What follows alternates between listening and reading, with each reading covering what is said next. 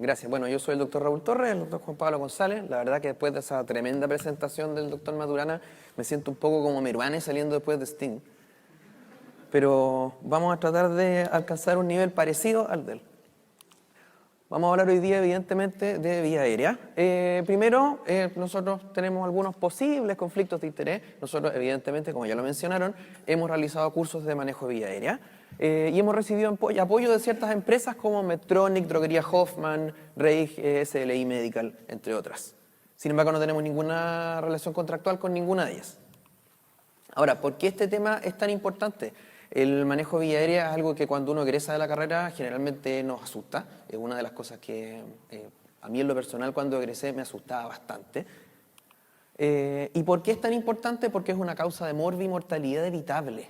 Hay un sinnúmero de casos en la prensa internacional y otros en la prensa nacional, que voy a hablar algunos de, por ejemplo, ella, que es Elaine Bromiley, madre de 2 niños de 7 o 9 años, o era.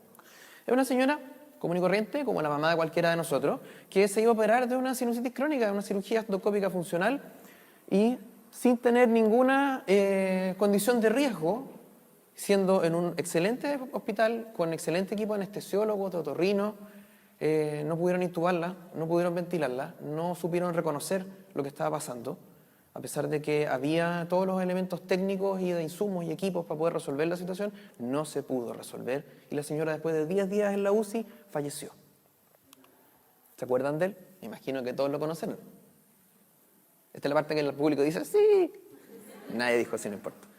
Michael Jackson, lo mató el propofol. Bueno, en realidad no lo mató el propofol en sí, lo mató que no lo ventilaran.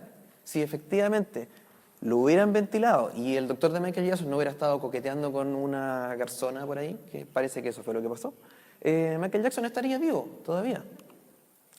Otra historia de Estados Unidos, el pequeño Drew es un chiquitito de 13 años que andando en skate se cayó, se pegó en la cabeza, estaba un poco mareado, pero sin ninguna condición de riesgo mayor.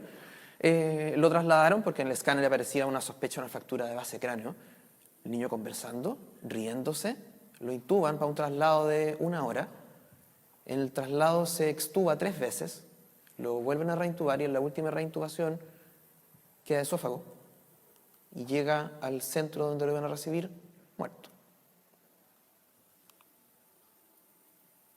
Las situaciones en vía aérea son difíciles porque no son cosas frecuentes, no es algo a lo que nos enfrentemos todos los días. Y además de ser situaciones de alto nivel de estrés, son tiempo dependientes. Uno tiene 2 minutos para resolver una situación de un paciente que está saturando menos del 90%. Después de 2 minutos ya hay daño neuronal progresivo.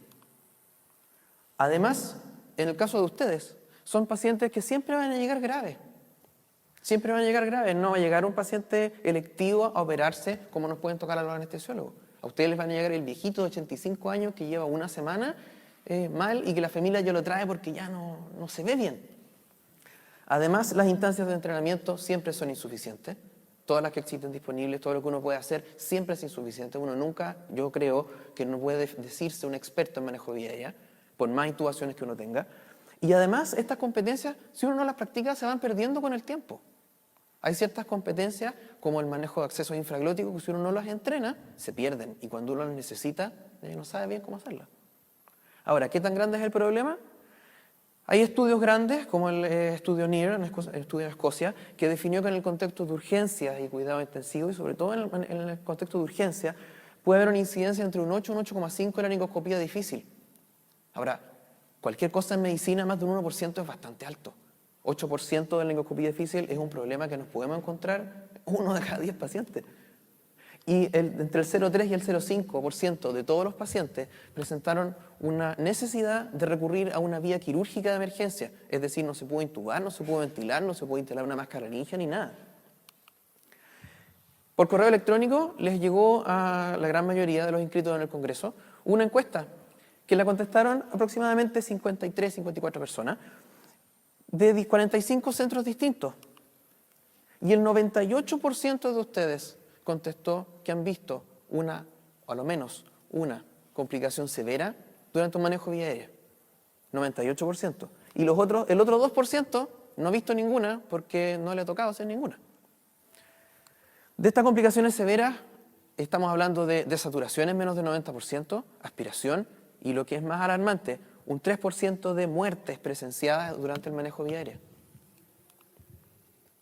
El objetivo de esta presentación no es darle una charla eterna sobre qué hacer en el 100% de los casos, sino hablar un poco de un acercamiento en general, darles a conocer cuáles son las opciones de manejo y los escenarios con los que se pueden encontrar, darles algunas medidas de seguridad y datos útiles respecto de cada uno de los abordajes que existen, y finalmente, como el Congreso de Emergencia y Desastre, qué hacer frente a una emergencia y desastre, incluyendo las emergencias que uno tiene en su fuero interno cuando pierde la calma.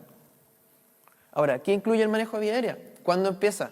Lo mismo que el paro, empieza antes de que siquiera llegue el paciente. Cuando uno entra al turno, empieza el manejo de vía aérea. De ese paciente que todavía no llega, uno tiene que prepararse, y como lo dijo el doctor Maturana en su presentación, siempre hay que tener un plan, ensayar ese plan y estar preparado porque estas circunstancias pueden ocurrir en cualquier minuto, en cualquier paciente.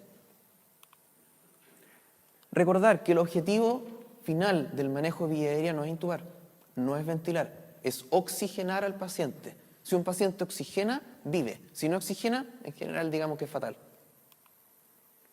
Los escenarios con los que nos podemos encontrar son dos grandes grupos, digámoslo así. Del que siempre se habla es en la vía aérea difícil, y de hecho hay hasta una sociedad de manejo de vía aérea difícil en Estados Unidos, otra en Inglaterra. Pero podemos dividir esto en vía aérea fácil, en que vamos a poder intubar, que somos todos felices, que lo llega contando como anécdota a la casa o al compañero al que le entrega el turno, oye, me tocó intubar y fue tan fácil. Y la vía aérea difícil, en que hay alguna dificultad. ¿Cómo se define de forma más concreta esto? La Sociedad Americana de Anestesiólogos define la vía aérea difícil como una situación en que un anestesiólogo entrenado tiene dificultad con la ventilación o intubación. Es un asco de definición. Es un asco. Porque yo como anestesiólogo me voy a encontrar con vías aéreas difíciles, pero ustedes como médicos generales, los enfermeros, los kinesiólogos, los que están en un SAMU, también se van a encontrar con una vía aérea difícil. Tampoco define qué es lo que es estar entrenado. Y aparte, definir que la ventilación y la intubación tiene difícil es como definir que el cielo es azul porque refleja el mar y el mar es azul porque refleja el cielo. O sea, tratemos de redefinirlo. Podríamos hablar que una vía difícil es aquella en que un profesional con entrenamiento y reentrenamiento apropiado tiene dificultad para, o no puede, mantener la oxigenación o completar el abordaje, el plan inicial que tenía trazado. Ya sea por una causa anatómica, que tiene una lengua gigante el paciente, que no se ve nada, que tiene un tumor, que tiene vómitos, sangre, trozos de concreto, barro, lo que sea, o por una causa fisiopatológica, porque su reserva respiratoria es tan baja que no aguanta ni un minuto en apnea. Podemos separar la vía aérea difícil también, aparte como ya lo acabo de mencionar, por causas anatómicas o mecánicas, causas fisiopatológicas, en tres grandes grupos de cómo nos vamos a plantear nosotros, en el fondo, cómo va a ir evolucionando esa vía aérea en el fondo del tiempo. Primero, una vía aérea difícil que puede ser predicha, que uno hace ciertos signos y maniobras al examen físico y ciertas condiciones del paciente que uno va a suponer que tiene el mayor riesgo de tener una dificultad con la intubación. Una vía aérea difícil no predicha, que tristemente es la mayoría. No porque no se evalúe el 100% de los casos la vía aérea, sino que los predictores tienen en su conjunto una sensibilidad y especificidad que es bastante baja para lo que deberían ser. Y una vía aérea que es progresivamente difícil. Uno tiene una vía aérea que es inicialmente fácil, intenta intubar, un intento, dos intentos, tres intentos, cuatro intentos y ya empieza a sangrar, hay edema y ya lo que era fácil ahora es difícil. Opciones de manejo de la vía aérea, recordemos que una de las opciones que uno tiene para manejar la vía aérea es no hacer nada. No hacer nada. Ese niño que se trasladó en una ambulancia de un centro a otro que estaban cerca, ¿era realmente necesario intubarlo? Tal vez no. Tal vez no era necesario. Y a lo mejor el manejo de vía aérea en ese niño era simplemente ponerle una naricera o ponerle una máscara Venturi o incluso ponerle una máscara de reservorio y que se traslade al centro donde van a tener mejores oportunidades para intubarlo y poder tener una vía aérea asegurada. Y tal vez ese viejito que está sentado en la camilla y está así de lado y que apenas puede, si uno lo sienta bien, lo seda, lo oxigena, lo optimiza su condición general, la hipovolemia, el tratamiento de la infección, optimiza su condición cardíaca antes de siquiera pensar en tomar el laringo, tiene una mejor chance de salir de todo este evento sin complicaciones. Ahora, yendo a lo más clásico, hay 4 grandes opciones universales de manejo de la vía aérea. Ventilación con bolsa mascarilla, que también se le llama AMBU. El AMBU es una marca, pero es como más fácil decir AMBU que decir ventilación con bolsa mascarilla, mucho más largo. Laringoscopía, intubación orotraqueal, instalación de dispositivos supraglóticos y accesos de rescate infraglótico, que también se llaman en la literatura accesos por el frente del cuello, accesos, no puedo ventilar, no puedo intubar, no puedo ventilar, no puedo oxigenar, pero en la nomenclatura chilena lo más simple es acceso infraglótico, porque son los accesos que están por debajo de la glotis. Así, nuevamente, podemos tener una vía aérea fácil, que por estadística es lo más frecuente que les va a tocar, pero no significa que no exista. Y una vía aérea difícil, que podemos encontrarnos con también una serie de escenarios dependiendo de cuáles van a ser los aparatos que uno va a usar. Puede pasar uno de una situación en que sí puede ventilar, sí puede intubar, a una situación que no puede ventilar, que no puede intubar, y eso es una emergencia médica. Cuando uno no puede intubar a un paciente y no lo puede oxigenar, uno tiene 2 minutos para resolver esa situación sin importar que el paciente sature 99%. No hay que esperar para actuar a que el paciente sature 40%.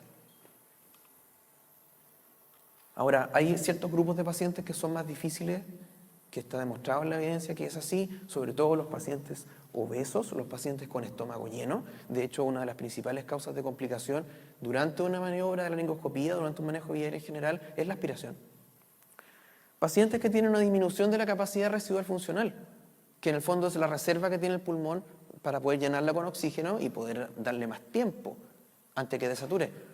Embarazadas, niños, obesos, pacientes con un aumento de presión intraabdominal, pacientes que tienen un aumento del consumo de oxígeno, sépticos, quemados, politraumatizados, con lesiones por aplastamiento, embarazo. O sea, imagínense una embarazada, adolescente, que además está con una quemadura. No va a ser para nada fácil. Ahora, hay ciertas medidas de seguridad que nosotros queremos entregarles ahora. Primero, la preparación previa. A riesgo de ser majadero, siempre tienen que estar preparados para que puedan ocurrir cualquiera de estas situaciones. Y el hecho de que hagan estos pasos, que evalúen, primero se preparen, evalúen la dificultad, que preoxigenen al paciente, que ya vamos a ver lo que significa eso, y tengan una estrategia de manejo de la vía aérea, va a hacer que en lugar puedan ser un héroe o pueden ser un villano. No se alcanza a ver, tenía razón, se iba a ver mal este fondo. ¿Se perdió toda la talla? Sí, es la muerte. Es la muerte. La pensamos harto, unos 12 horas pensando solo esta diapositiva y fallamos. En fin. Meruane, gracias, no se molesten. La preparación que uno tiene que tener es antes de que llegue el paciente, cuando el paciente está ahí y también después de que el paciente está. Revisar el equipamiento que uno tiene. Laringoscopio, que el AMBU esté bueno, y no vaya a ser cosa que uno se encuentre justo cuando va a embucear, que tiene así un tremendo hoyo el AMBU en la bolsa, o que está el AMBU pero no está la máscara facial, o que está el laringo pero no tiene las hojas, o que no tiene ampolleta, o que no tiene pila, porque no se le llevaron una mantención, doctor. Esas cosas pasan. O por ejemplo, la aspiración. No sirve que tengan la bomba de aspiración ahí al lado. Primero tienen que tener la buena. Porque aquí ya he sabido de varios centros que tienen la bomba de aspiración mala y con eso no sirve de nada que esté ahí. No sirve. Tienen que tener la aspiración armada, lista y prendida, y no importa que suene, no importa que tengan ahí la manguera abierta, y no les sirve que les digan, doctor, no se preocupe, si yo se la armo en 2 segundos, porque aquí tengo las cosas, o las voy a buscar al lado, porque la Juanita sabe dónde están. No, tienen que tener la aspiración al lado, porque cuando el paciente vomita, tienen que inmediatamente actuar. No les sirve que ahí recién vayan a buscar la manguera y la cánula Yankauer, no les sirve eso. Los fármacos adecuados de todas las grandes familias en las dosis adecuadas, que los vamos a ver enseguida, y el personal adecuado. Yo creo que a la gran mayoría de nosotros nos ha tocado alguna situación de emergencia en un lugar en que no se manejan habitualmente emergencias, por ejemplo, sala, en que hay que intubar a un paciente o hay un paro y hay un circo de gente alrededor, hay 20 personas y uno para llegar a la cabecera tiene que empezar a pegar codazos como si estuviéramos en el metro.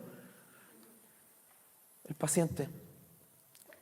Importante recordar que los pacientes no es solamente una laringe, no es solamente un par de pulmones, es alguna patología, alguna condición que llevó a ese paciente a necesitar un tubo o necesitar ventilación mecánica. Y esa patología hay que optimizarla de la mejor manera que se pueda antes de hacerle nada, siempre que el tiempo lo permita.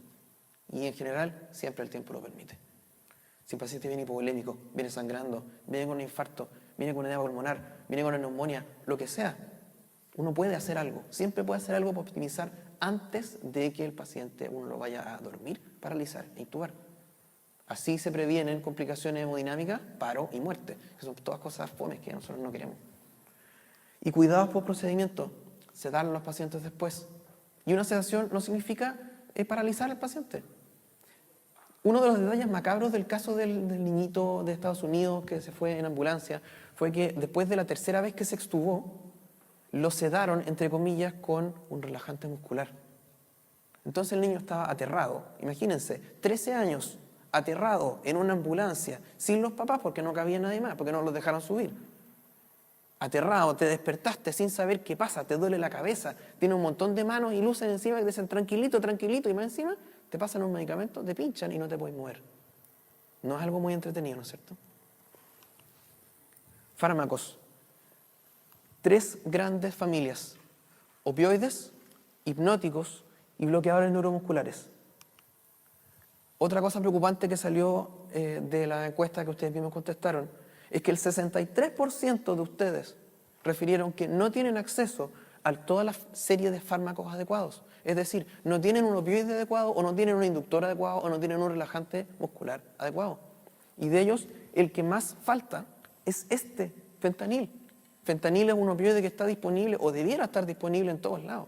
No es caro, es simplemente un tema de gestión. Opioides, la dosis adecuada. ¿Cuál es una dosis adecuada? De 2 a 5 microgramos por kilo de peso. Asumiendo que un paciente está en buena condición, que uno lo optimizó antes de... Si uno le pone 2 microgramos de fentanil, lo único que le va a pasar es que va a tener analgesia. A lo mejor le va a picar un poco el cuerpo, pero eso es propio del fentanil.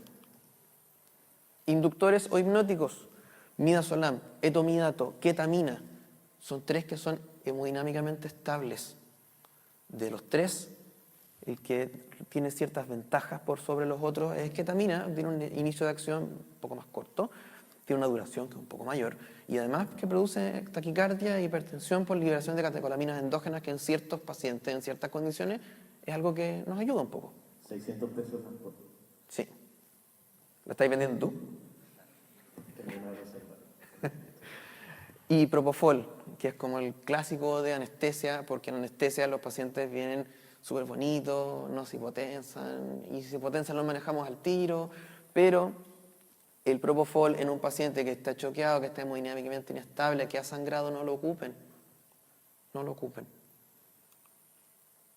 Bloqueadores neuromusculares para secuencia de intubación rápida, hay solo 2 alternativas que están aprobadas, digamos. Bueno, uno podría hacer con otras, pero los 2 que nos interesa es que retengan succinicolina y rocuronio en las dosis que aparecen aquí.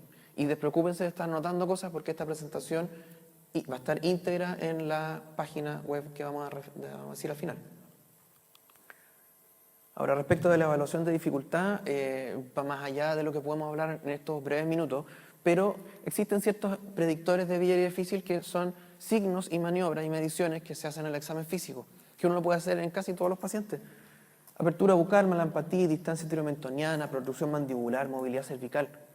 Y la Sociedad Chilena de Anestesia los agrupó en 2 grupos, de menor complejidad y de mayor complejidad. Y los de mayor complejidad son más dificultad también. Por ejemplo, paciente que tiene una inmovilidad cervical, que no abre la boca, que tiene una irradiación de cuello por un tumor, por ejemplo de tiroides, que tiene un tumor, que tiene una malformación, una asimetría facial, etc. Pero los más que podemos ver son, por ejemplo, malampatía, que es con el paciente sentado con la boca abierta, lengua afuera, ver qué tanta estructura de la faringe se ve. Los grados 3 y 4, que son los que se muestran acá, son los que uno tiene mayor dificultad, que no se ve sino el paladar blando, o a lo más el paladar duro.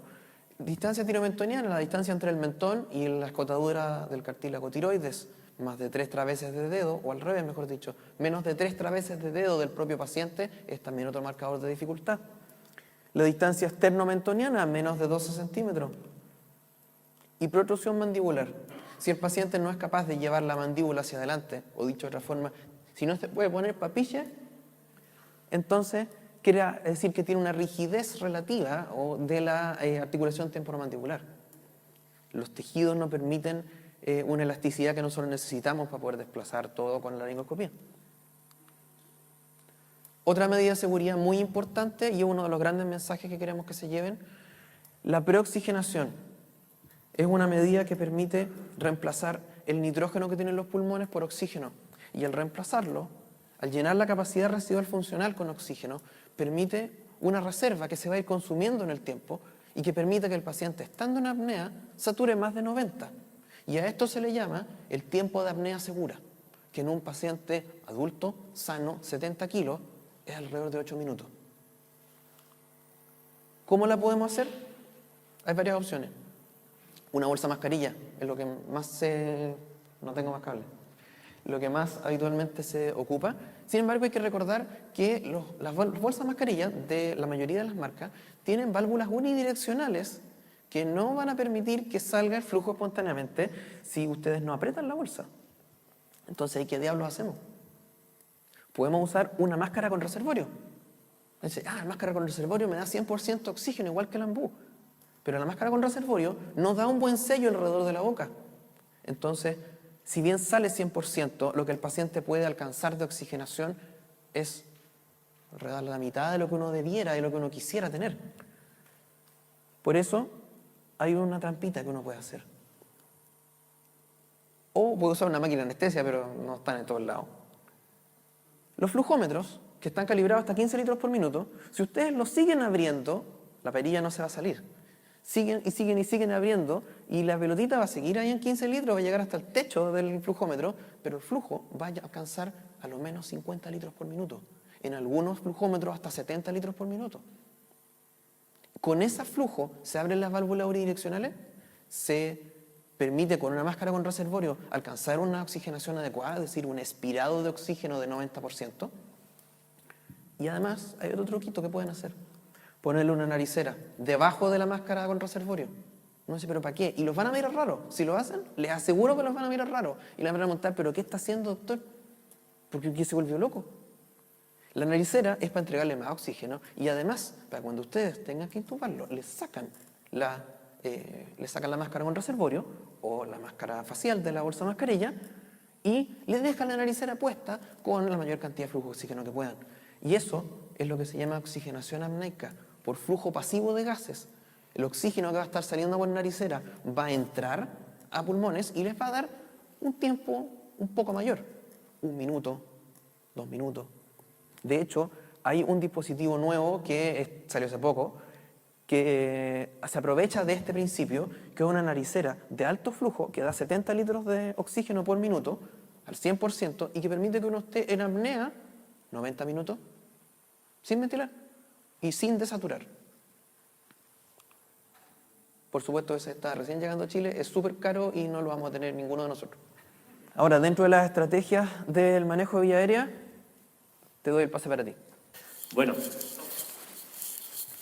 es súper importante esa encuesta. Si se fijan, el 98% de los encuestados había visto una situación grave.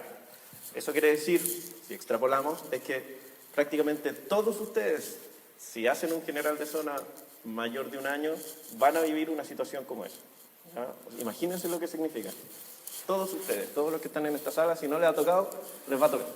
No es por asustarlos, pero eso es lo que sale en la encuesta. Y el 60% solamente tiene las herramientas necesarias. ¿Ya? O sea, que hay un 40% de ustedes que se va a encontrar en la situación y no va a poder manejarlo de manera adecuada. Imagínense lo que significa.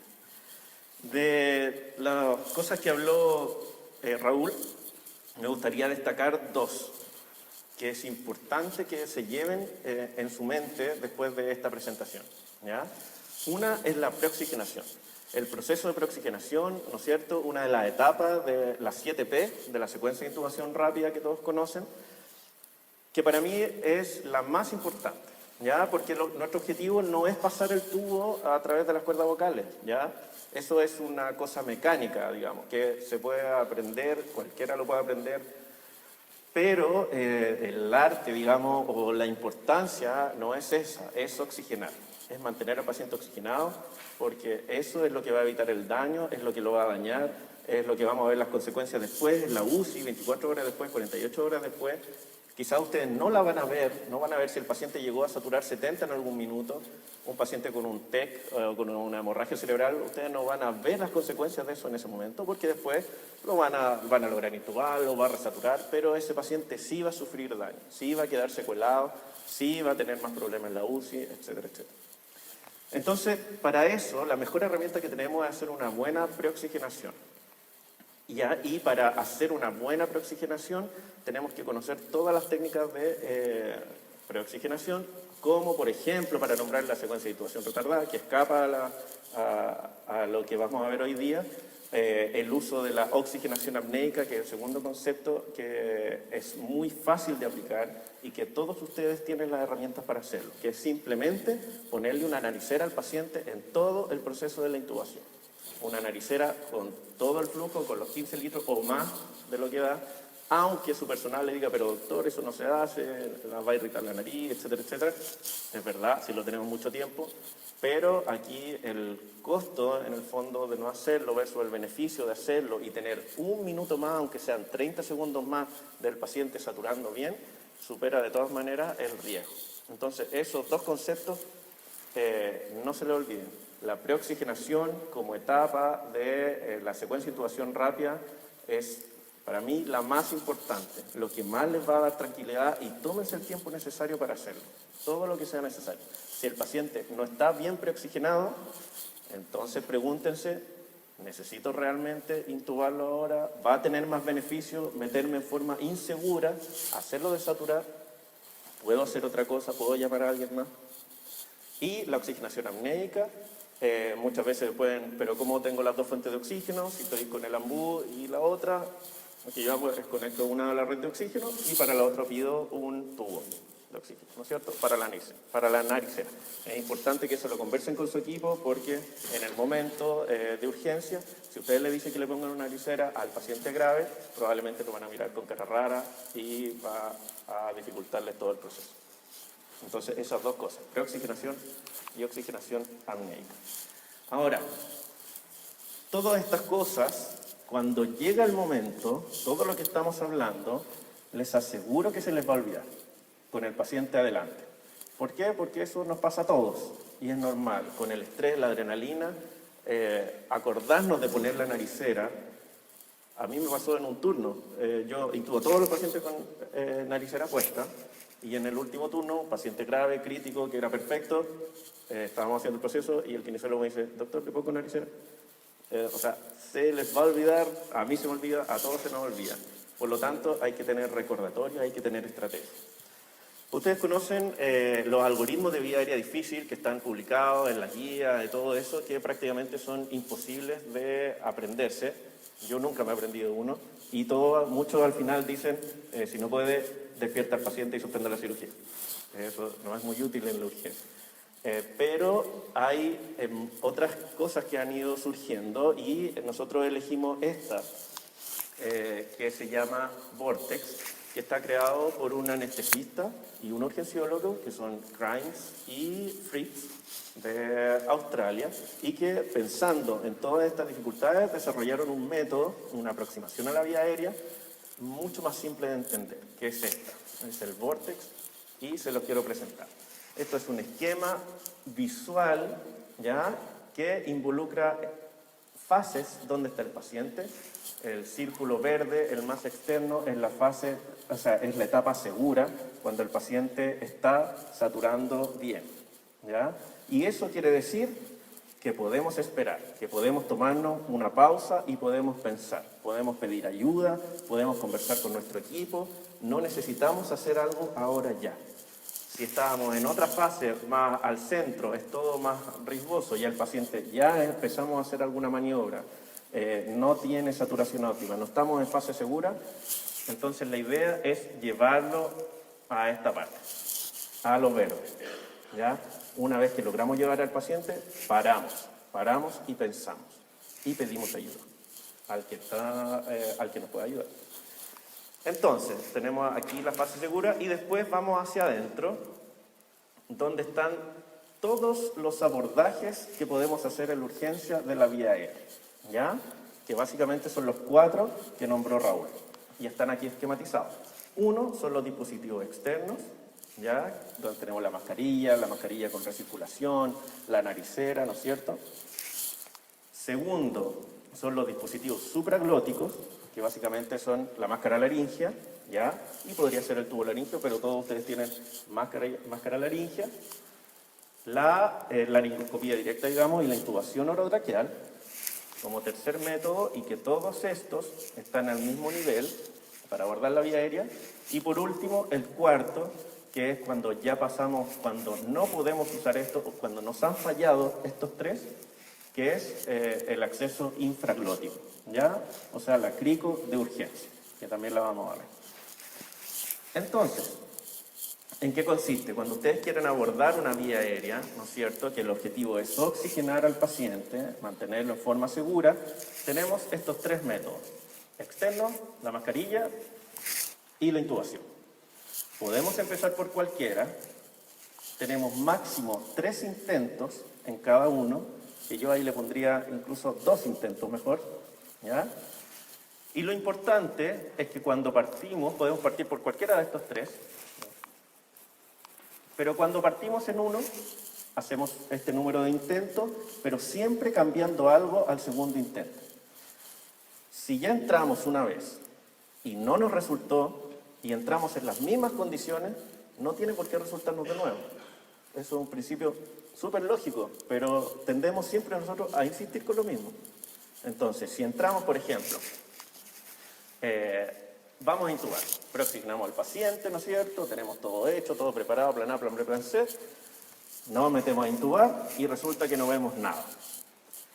Ok, retrocedemos, ¿no es cierto? Vamos a hacer el segundo intento, tenemos que cambiar algo. ¿Cómo sabemos qué cambiar?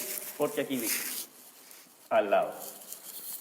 Manipulamos la cabeza, el cuello, manipulación laringea, ¿no es cierto? Cambiamos el dispositivo, vemos si podemos usar ayudantes, si hay bully, por ejemplo, el tamaño, tipo, la aspiración, el flujo, todo eso. Aquí tenemos una lista, que la idea no es que se la aprendan de memoria, sino que tengan esto pegado en su reanimador o en la mano de una persona y que vaya diciendo, ok, manipulemos todos estos, podemos usar algún ayudante, podemos cambiar el tipo, etcétera, etcétera, en cada intento.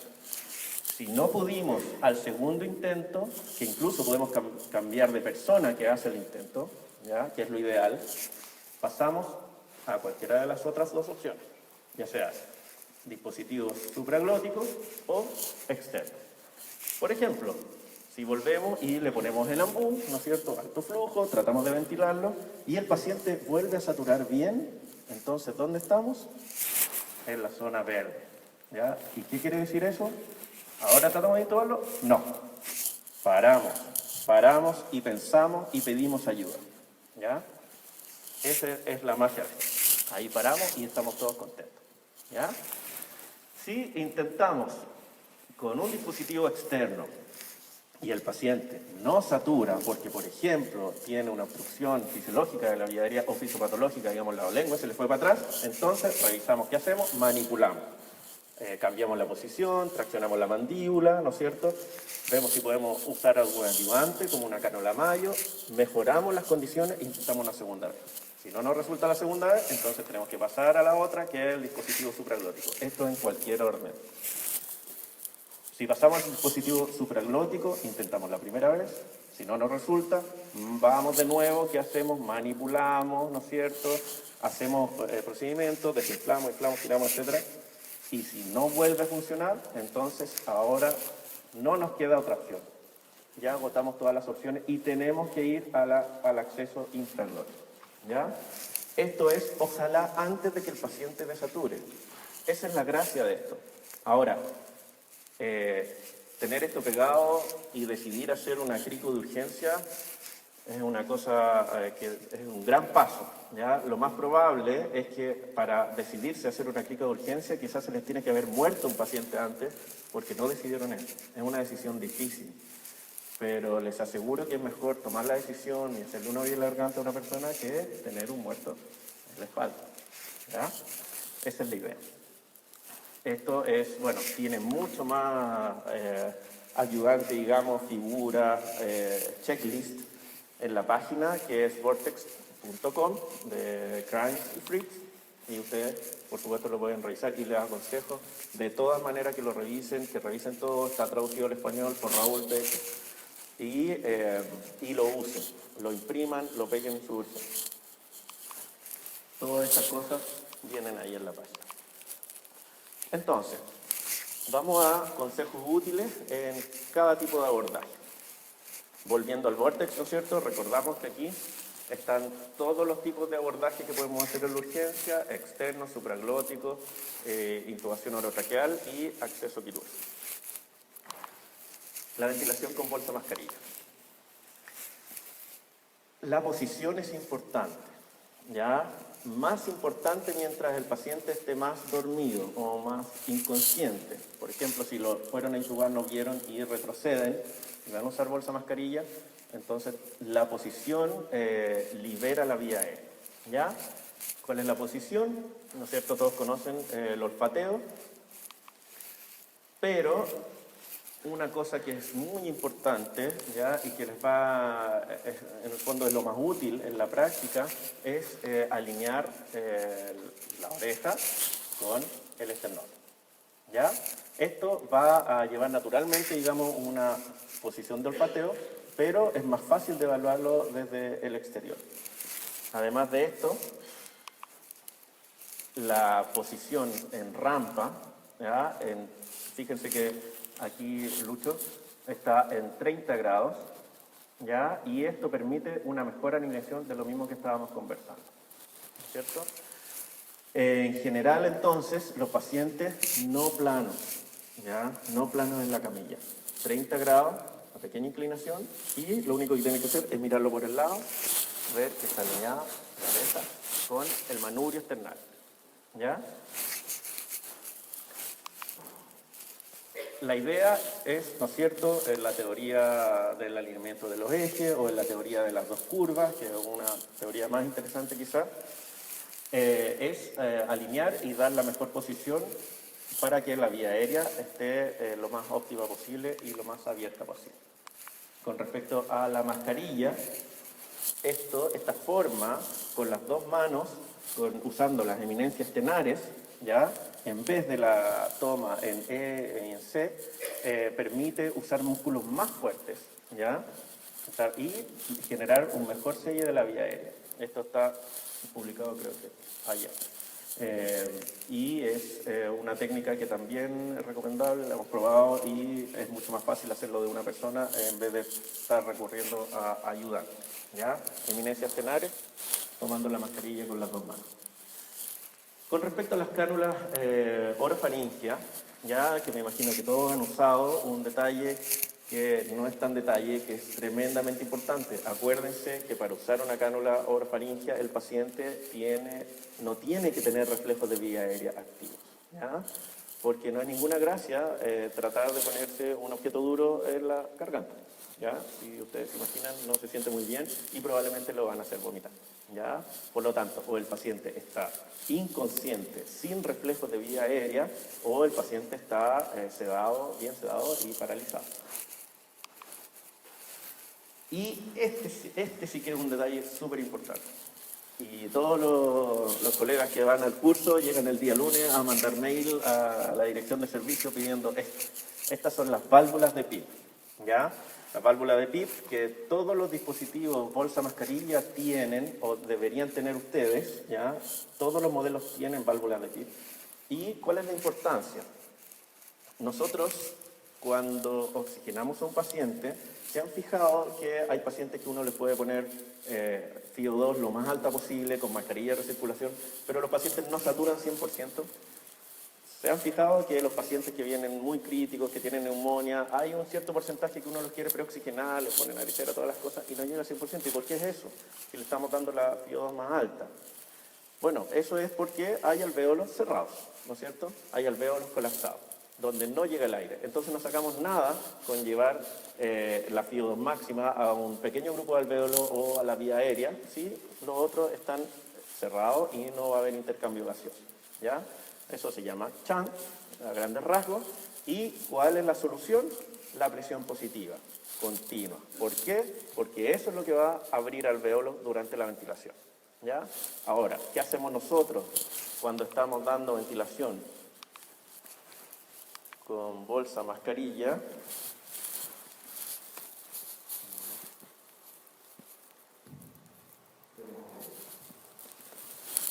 Estamos haciendo eso. Estamos entregando presión y quitando presión. Entregando y quitando. Los alvéolos se abren y se cierran. Y eso es traumático para los alvéolos. ¿Qué pasa cuando ponemos la válvula de PIP? Que es una presión continua, ¿ya? O sea que cuando desinflamos la bolsa, el alvéolo queda abierto, logramos ese efecto. No sé si se fijaron. Lo vamos a repetir, ¿no es cierto? Ahí estamos sin válvula de PIP, el pulmón se infla, se desinfla, pero queda chiquitito, ¿no es cierto? No se expande, no logramos, el paciente no satura más de 90, pero cuando le ponemos PIP, o sea, presión continua, el pulmón se distiende y con cada ventilación mantenemos los alvéolos abiertos, ¿ya? Esa es la diferencia y por eso los pacientes no saturan más, pero si le ponemos PIP, ¿ya? Que es lo que logramos con la ventilación no invasiva, por ejemplo, que es lo que logramos también con la naricera alto flujo, a muy alto flujo. El flujo importante genera un PIP que puede ir entre 6 y 7 aproximadamente. Generamos eso, ¿ya? Y para eso es la válvula de PIP. No se les olvide, válvula de PIP. Lo voy a repetir hartas veces. Válvula de PIP. Preoxigenación, oxigenación. Entonces, volvemos a la siguiente forma de abordar la vía aérea, según el vórtex, ¿no es cierto? Ya vimos los dispositivos externos, que la bolsa mascarilla. Vamos a la laringoscopía y la intubación orotraqueal. Las hojas curvas, ¿ya? Pequeño tip, también se pueden usar como hojas rectas, ¿ya? Es un poco más traumático, pero se puede. ¿Qué quiere decir eso? Que ustedes, cuando entran a intubar, ven la epiglotis, siempre deben ver la epiglotis. La vía aérea siempre está detrás de la epiglotis, pero al hacer la maniobra no logran verla.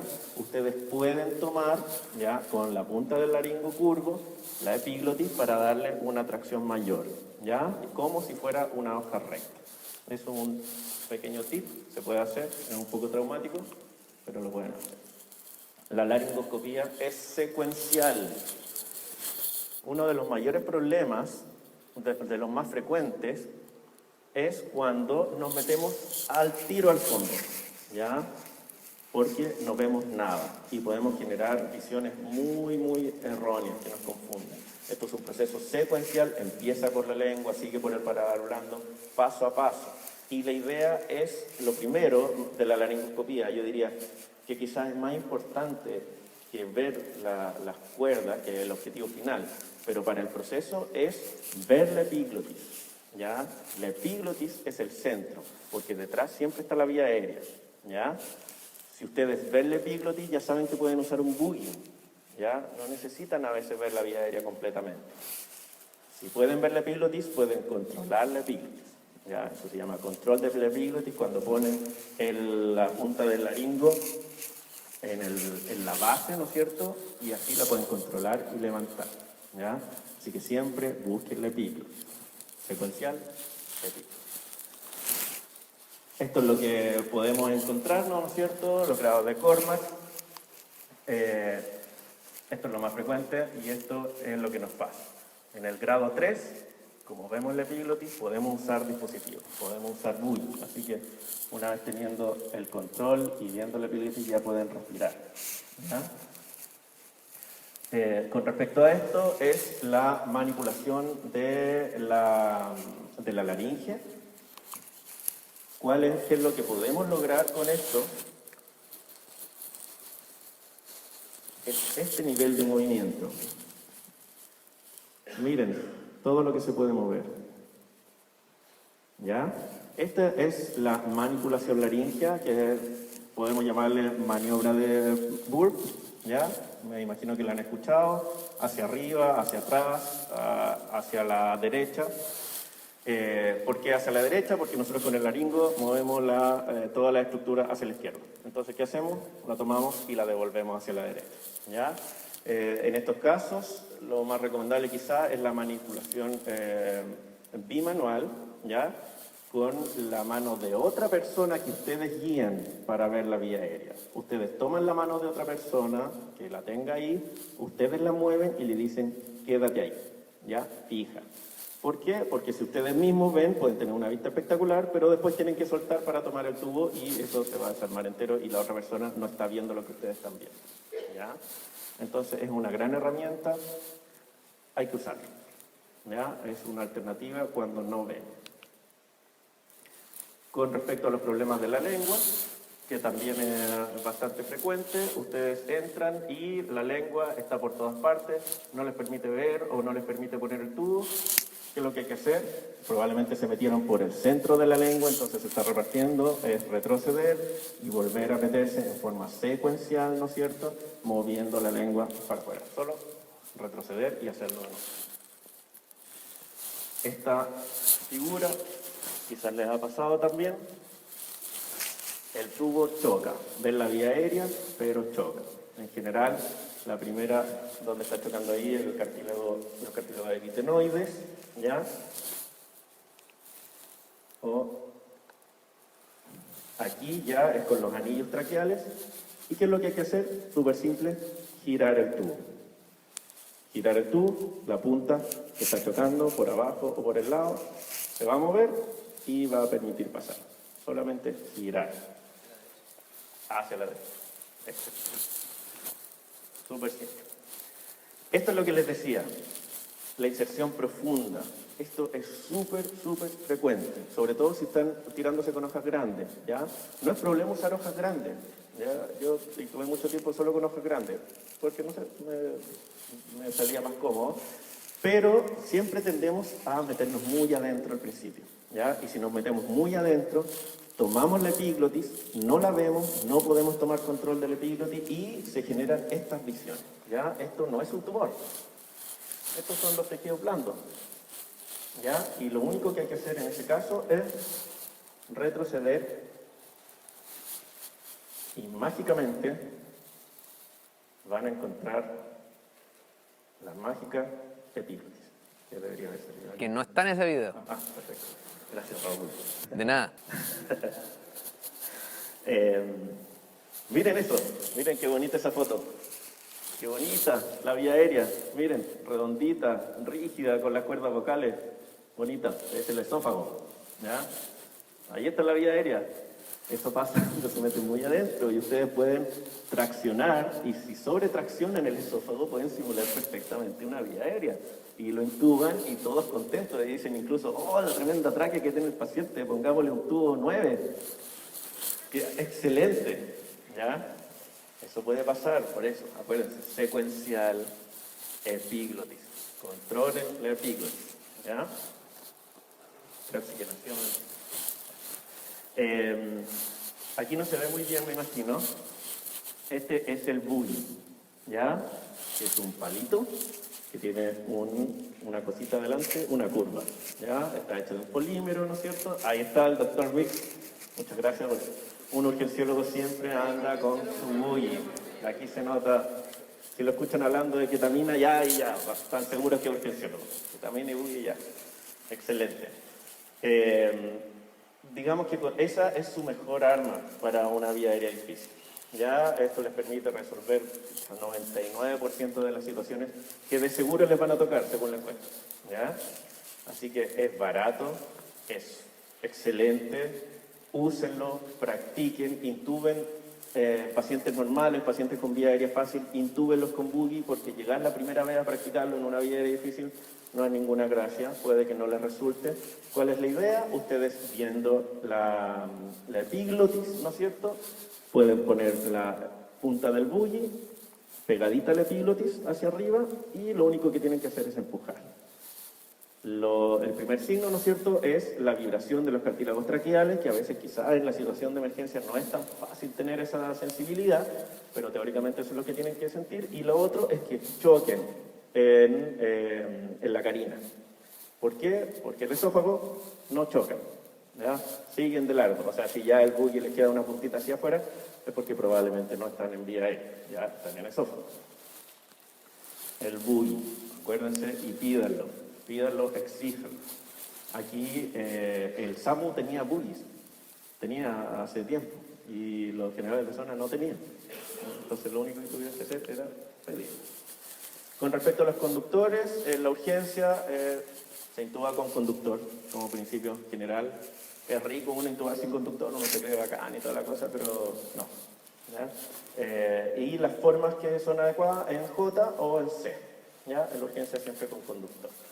¿Cuántos de aquí tienen video laringo? Ninguno. Vamos a pasar esta diapositiva. Uno. ¿Hay uno? ¿Alguien levantó la mano? Excelente. ¿Dónde, doctor? Mira tú, Villa Rica. Interesante, o sea, son dos porque Raúl también tiene. Ya voy a tener que volver entonces a la diapositiva por el doctor. No. Bueno, el videolaringo, importante que sepan. ¿Qué es lo importante que sepan? Es no se metan la primera vez a intubar con videolaringo sin haber practicado. Una cosa es ver muy bien la vía aérea, ¿ya? Con el videolaringo, que es súper fácil. Y otra cosa es hacer que el tubo vaya exactamente donde ustedes quieren, ¿ya? Con conductor, denle la forma de la hoja del laringo al tubo, ya con el conductor, para que sea más fácil. ¿Ya? Ese es el único tip con respecto a eso. No meterse sin haber practicado con el videolaringo. Requiere poca práctica, súper bien. Y nos queda algo, los dispositivos supraglóticos, ¿no es cierto? Según el Vortex, aquí vemos... nos quedan dos. Los dispositivos supraglóticos, hay de varias generaciones de masa laringe que dependen de lo que podemos hacer con ellas. La de primera generación solo podemos ponerla y ventilar y oxigenar. Después tenemos las que podemos poner una sonda nasogástrica, ¿no es cierto?, que son las de segunda generación, y las preferidas. Después están las de tercera, que se puede intubar a través del dispositivo, que no es fácil, es complejo, yo no lo recomiendo para nada, ¿ya? Quédense con la de segunda generación. Y con respecto a ti, cuando no queda bien, cuando no están oxigenando al paciente, ¿qué hacer? Dos cosas. Giren la máscara, ¿ya? Para que se ajuste mejor. Desinflar y volver a inflar, ¿ya? Si ya no resulta después de eso, entonces hay que ir al segundo intento. Pero recuerden, las máscaras entonces son dos cosas: girarla y desinflarla y volver a inflar. Al segundo intento también podemos usar un dispositivo con un mecanismo distinto, como tenemos aquí el tubo laríngeo, que teóricamente es lo más fácil. Se pone y donde caiga, oxigena y ventila. Lo deben conocer, es bastante bueno. Tuvo muy mala fama en algún tiempo, pero los nuevos son bastante buenos. Y por último, ya vimos las tres de esta parte, y cuando ninguna nos resulta, ¿qué tenemos que hacer? Ir a la crico de urgencia. Aquí un detalle, que es cuando los cirujanos, no hay ningún cirujano aquí, ¿cierto? Ya, ok. Cuando los cirujanos están en la urgencia y uno les pide que hagan un acceso infraglótico, es por una situación de urgencia que tenemos menos de 2 minutos para resolver. Entonces no es muy práctico abrir los paños, lavarse las manos, ponerse los guantes estériles, que te abrochen el delantal, ¿no es cierto?, etcétera, etcétera. Desinfectar, que es lo que ellos están acostumbrados, a menos que sea un cirujano de trauma. Entonces, esta es, de lo que hemos visto, la técnica más adecuada, la mejor para la urgencia. Este es un urgenciólogo intensivista, que es Scott Weingart. Lo único que necesitamos es un tubo 6, un buggy y un bisturí. Como ven, inserta el bisturí de esa forma, de forma transversal, en la membrana cricotiroidea, que ojalá la hayan visto antes, la tengan marcada, ¿no es cierto?, antes de meterse. Lo giran, ¿ya?, amplían un poco, ponen el buggy, ¿ya?, ¿no es cierto?, a través de la membrana cricotiroidea, y después, con su tubo 6, lo pasan y queda directo en vía aérea. ¿Ya? Este hasta el momento es el método más rápido, más práctico, que usa elementos que todos deberíamos tener. ¿Ya? Requiere práctica de todas maneras, ¿ya? Requiere práctica, pero es el único método recomendado para ustedes, ¿ya? Por nosotros en este momento. Por ahora, hasta que encontremos otro, ¿ya? Pero, de todas maneras, conózcanlo y practíquenlo. Me toca otra vez. Bueno, ya que el Congreso es efectivamente de emergencia y desastre, algo tenemos que hablar de emergencia y desastre. Me falta el botoncito. No, no te lo quedes. Hay otros métodos de acceder a la vía aérea infraglótico, pero tienen un porcentaje de efectividad que es bastante más bajo en manos no entrenadas que en la vía aérea quirúrgica. Por eso es que las sociedades de manejo de vía aérea difícil británica prefiere recomendar, por ahora por lo menos, el acceso quirúrgico. Ahora, ¿qué hacemos en desastre? Dejarles un mensaje súper simple. Evaluar el riesgo tanto para ustedes como para los pacientes, que en general va a ser más de uno, y no empecinarse en que hay 10 personas que están en necesidad de intubarse y tengo que intubarlas a las 10. Porque si efectivamente ustedes están solos, el objetivo, recuerden, es oxigenar a esos pacientes. No olviden que uno puede, como estrategia inicial, usar un dispositivo supraglótico. Tal vez no como vía aérea definitiva, sino para darse un tiempo, usarlo como puente a que, mientras tanto, todos los otros pacientes oxigenando, yo puedo ir de a uno con calma, optimizarlos, tratarlos y irlos intubando de a uno en el reanimador con las mejores condiciones que los pacientes se merecen. Ahora, ¿qué pasa si el desastre no está por fuera, sino que está por dentro? ¿Qué pasa si uno pierde la calma? Yo creo que a todos nos ha pasado porque somos humanos y en algún minuto nos va a pasar esto. Cuando uno pierde la calma, uno empieza a ver todo negro, la eficiencia y la eficacia bajan drásticamente, uno se demora más en las cosas, el tiempo empieza a pasar distinto y ahí es donde se cometen los errores. Y después uno se va para la casa pensando, esto lo podría haber hecho distinto, y claro, uno lo puede hacer distinto. Pero para eso necesita un grado de autoconocimiento, y aunque suene un poco esotérica esta parte de la charla, uno necesita un autoconocimiento bastante profundo para saber y reconocer, ok, me estoy sintiendo sobrepasado, tengo que parar. ¿Cuánto? Este es uno de tantos enfoques inventados que sirven para esto. El enfoque de los 10 segundos, 10 minutos, que es una cuestión 100% inventada, no por mí, por una persona que ya olvidé quién era, que dice que hay que parar 10 segundos para mejorar las acciones que uno va a hacer durante los próximos 10 minutos. Es simplemente para recordar que uno tiene que parar, tratar de mirar la situación de afuera y ver qué es lo que estoy haciendo, qué es lo que está haciendo el resto, porque no solamente lo que yo hago, lo importante, sino lo que está pasando alrededor, porque si uno se desconecta de la situación, te come el puma. No sé si al tipo se lo comió efectivamente el puma. Yo creo que está photoshopeado, pero sirve para hacer el punto. Ahora, para evitar que uno se vea, además de en una situación en que uno está asustado, enfrentado a un paciente difícil, con una experiencia que no es la que a uno le gustaría, que a uno siempre le gustaría tener más experiencia. E insisto, yo creo que ninguno de nosotros puede llamarse un experto en vía aérea, porque ninguno de nosotros lo ha visto todo. Uno siempre puede aprender de alguien. Y para evitar que uno en esas situaciones, además de todo lo que ya mencioné, se vea con que tiene que hacer que la otra gente entienda lo que uno le quiere decir, existen modelos de comunicación efectiva como este, que es el modelo de... Oh, murió el puntero. Ah, ahí está. El modelo de comunicación de asa cerrada, en que simplemente yo doy una instrucción, lo más claro y preciso posible. Evitar, por ejemplo, pásale uno de midazolam, 1 miligramo, una jeringa, una ampolla, 1 kilo, ¿qué hago? Dar la instrucción con nombre, haciendo contacto visual. Por ejemplo, yo decirle, Juan Pablo, prepárame un tubo 7, por favor, y el por favor está en negrita porque es súper importante.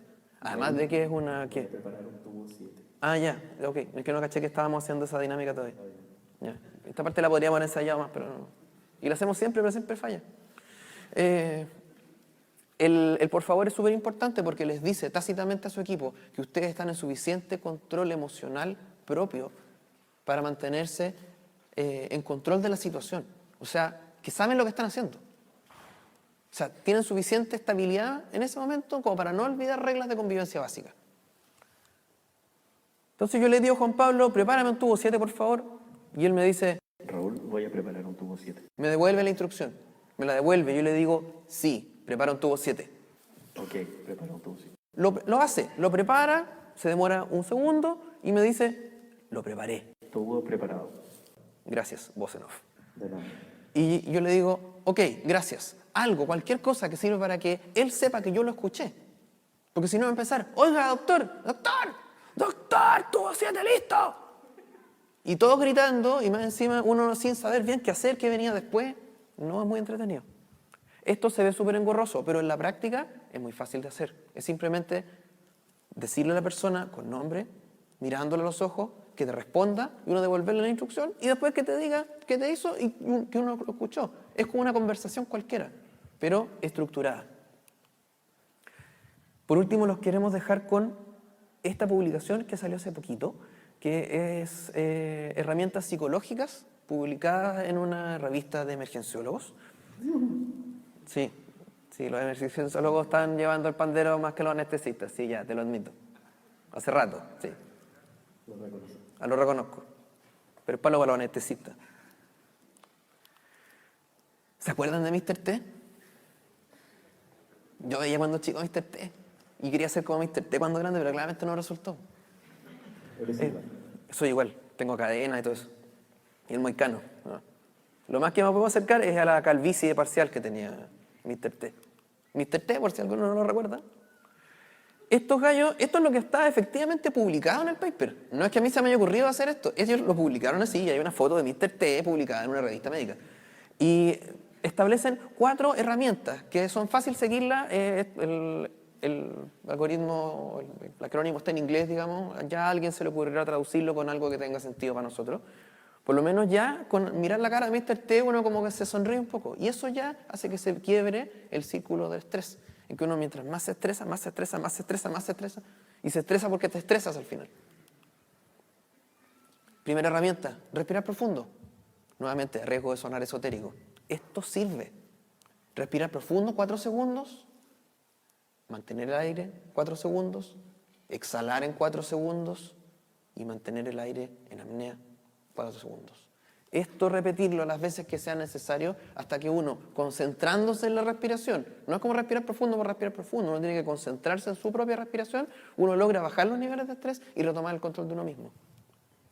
Lo otro, hablarse a uno mismo, hablarse bien, porque uno no va a estar diciendo, eres un fracaso, eres un bodrio, no deberías haberte dedicado a la medicina cuando estás intentando intubar y no pudiste. No, hablarse bien, si tú puedes, tú estás entrenado para esto.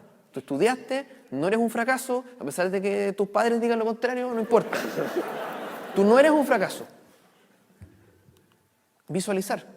Visualizar cosas que vengan al caso, o sea, no ponerse a acordar como que voy a comprar en el supermercado, pasamos una máscara laringia, no. Visualizar los pasos que vienen, visualizar lo que uno está haciendo, lo que ha hecho y sobre todo, imaginarse qué uno va a hacer después. O sea, va a llegar un paciente, te avisan, va a llegar un paciente politraumatizado y que más encima le pegaron un escopetazo en la cara y más encima, no sé, lo empaló a alguien. No sé, yo estoy inventando algún caso extremo. Y uno se empieza a pensar, bueno, ¿qué es lo que voy a hacer con este paciente? Voy a hacer esto. Si no me resulta esto, voy a hacer esto otro, voy a pedir ayuda. ¿A quién le voy a pedir ayuda? Tengo el teléfono, ya, ¿quién me podría contestar? Un poco como psicosearse un poco con la situación, pero en buena, por decirlo de alguna manera. Y usar una palabra gatillo. Palabras gatillo están enfocadas en que uno, al decirse a uno mismo esa palabra, o que alguien más te la diga, alguien de confianza, para que entienda qué es lo que es una palabra gatillo, uno se concentra en la situación, que puede ser un vamos, dale, intuba, idiota, o cualquier cosa, lo que ustedes quieran. Se acordarán, por ejemplo, de la palabra gatillo de Bonini que decía, vamos, chupete y la... No puedo decirlo. ¿Se acuerdan? Hace hartos años ya, pero... Y nosotros queremos dejarles 2 mensajes finales, 2 herramientas adicionales. Piden ayuda, siempre. ¿A quién? Al operador más experimentado que tengan a mano. No necesariamente va a ser un médico, ni un especialista. O sea, puede ser un kinesiólogo, un enfermero, el enfermero del SAMU, el técnico paramédico que intubó por 40 años y está a punto de jubilar, antes que llegaran y que siquiera nacieran todos ustedes. Pidan ayuda. No es un signo de debilidad, todo lo contrario. Uno es humano y tiene que reconocer sus propias limitaciones. Y que si yo estoy bloqueado, puedo llamar a alguien que, según mi concepto, sabe menos que yo, pero él va a llegar, va a mirar de afuera la situación y va a decir, oye, hagamos esto, y salva la situación. El objetivo no es satisfacer el ego nuestro, es que los pacientes salgan bien. Y por último, sean amables. ¿Con quién? Bueno, con todo el mundo, porque eso es lo que nos decían nuestras mamás, en teoría. pero, o al menos lo que decía mi mamá. Pero sean amables con su equipo. Uno de los factores más importantes para que un equipo funcione bien es simplemente esto. No decir, pero pásame un tubo, pásame un tubo, pásame un tubo. Sino decir, Juanita, pásame un tubo, por favor. Ya, doctor, le pasó. ¿Qué tubo le pasó? Un tubo 7, por favor. Listo. Gracias. Por favor, gracias. Normas de convivencia básicas que hacen que nuestra calidad de la medicina que hacemos sea mejor. En alguna parte leí, creo que en Twitter, hay como que la fuente como que se me cae. Pero en algún lado como que leí que uno para ser un buen médico tiene que ser una buena persona, porque lo demás se aprende. Y con ese mensaje, y no funciona, ¿por qué se tenía que acabar la pila justo en la última diapositiva? Tienen que elegir qué quieren ser. Ah, no hay mucho. Ahí lo resucité. O la muerte. Que tampoco se ve. Excelente. Que Pero no importa, igual nosotros no vemos la sirve muerte. para las dos. Es que era una cuestión filosófica porque la muerte no se ve y está entre todos nosotros. Estaba preparado. Mentira, Exacto. estoy inventando. Esta presentación va a estar íntegramente puesta en nuestra página, que se nota que es viare.cl, y va a estar en todas nuestras redes sociales. Y si tienen... Siempre me siento mal al decir eso de las redes sociales, porque es como chanta. No sé, no estoy acostumbrado No, a la llevan esas las redes cosas. sociales. Pero ya está bien. Y si tienen cualquier duda, cualquier consulta, en el momento que sea, nos pueden contactar por nuevamente en nuestras redes sociales o por correo o de la forma que quieran. Voy a compartir el celular de Raúl. No, lo pueden llamar a cualquier hora. En todo caso, ya toda la sexta región lo tiene. 24/7. 10 más la tengan, da lo mismo. Lo que necesiten, nos contactan y nosotros los vamos a asistir en lo que sea. Muchas gracias. Muchas gracias. Buenas noches.